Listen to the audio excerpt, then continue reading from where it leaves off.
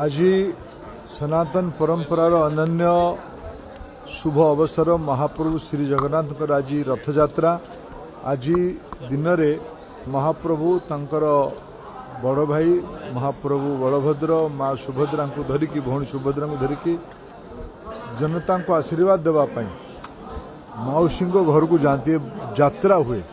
रथयात्रा बोध हुए सनातन परंपरार एक अनन्य आस्थार प्रक्रिया आस्थार व्यवस्था जो कि भक्त पाखक भगवान जाती। ये अवसर में आज श्रीक्षेत्र रे पूरी धाम रे आज उपस्थित होबार मते सौभाग्य मिला। मुझे आसी जगतगुरु पूज्य श्री शंकराचार्य श्रींकर मार्गदर्शन पाई गोवर्धन पीठर शंकराचार्य मार्गदर्शन पाई मोर सौभाग्य तांकर आज सका मते आशीर्वाद मिला मार्गदर्शन मिला।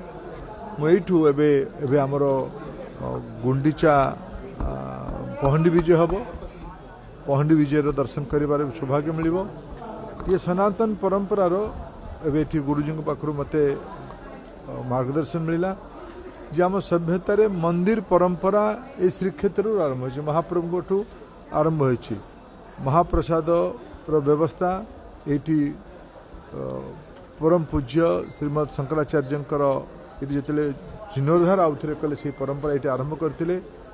सनातन परंपरार अनेक कल्याणकारी लोकाभिमुखी संस्कार को श्रीक्षेत्र ही आरंभ कर श्रीक्षेत्र रथयात्रा भी एक संस्कार भक्त दर्शन करने एक अनन्य परंपरा।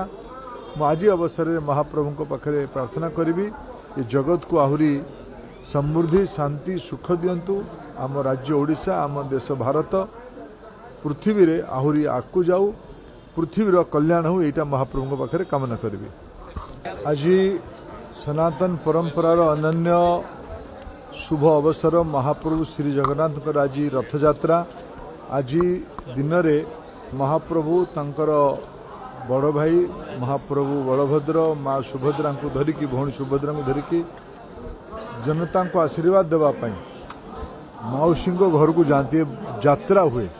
रथयात्रा बोध हुए सनातन परंपरार एक अनन्य आस्थार प्रक्रिया आस्थार व्यवस्था जो कि भक्त पाखक भगवान जाती। ये अवसर में आज श्रीक्षेत्र रे पूरी धाम रे आज उपस्थित होबार मते सौभाग्य मिला।